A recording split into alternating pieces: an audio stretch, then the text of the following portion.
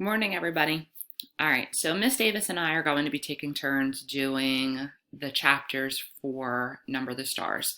So Miss Davis is going to be doing all of the read alouds for the odd chapters, and I'm going to be doing all of the read alouds for the even chapters. So you're going to get to hear from both of us. I just wanted to come on today because I wanted to just recap a little bit on what happened in chapter 1 that you read yesterday, right? And I wanted to think about, even as we move forward, I want you to think about what the mood and the atmosphere is like in the different places that we're going to get to see and read about. So let's first talk about the setting a little bit. So we know that the setting has taken place in Copenhagen, which is the capital of Denmark, during World War II, right? And we got introduced to a few characters in chapter 1. The main characters are Anne-Marie, right? She has a little sister, Kirsty, and Anne-Marie's best friend, Ellen, right? And I don't know if we picked up on this, but what language do they speak, right? I don't know if you picked up on it, but they speak Danish, which is the language of Denmark.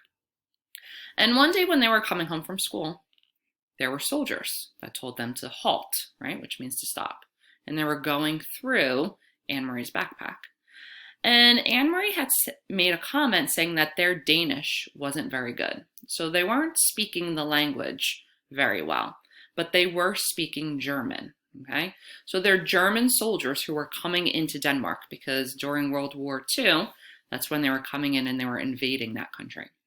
So this is why we did all this building background knowledge for the weeks leading up to now, just so that you had a little background knowledge on it.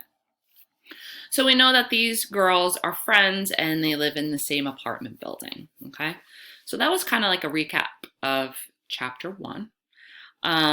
Chapter 2 you're going to be listening to today, called Who is the Man That Rides Past?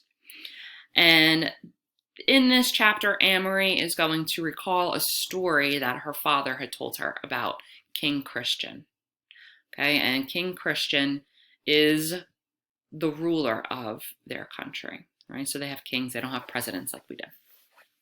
So as we continue to read, I want you to really focus on what you think the mood and the atmosphere of the places are in the story.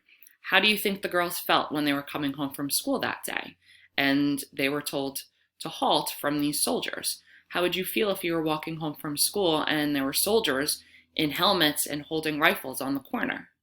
Okay, so I want you to try and picture yourself in their shoes.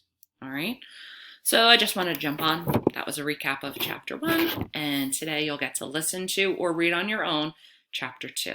And I hope you enjoy it. Let's talk to you guys soon.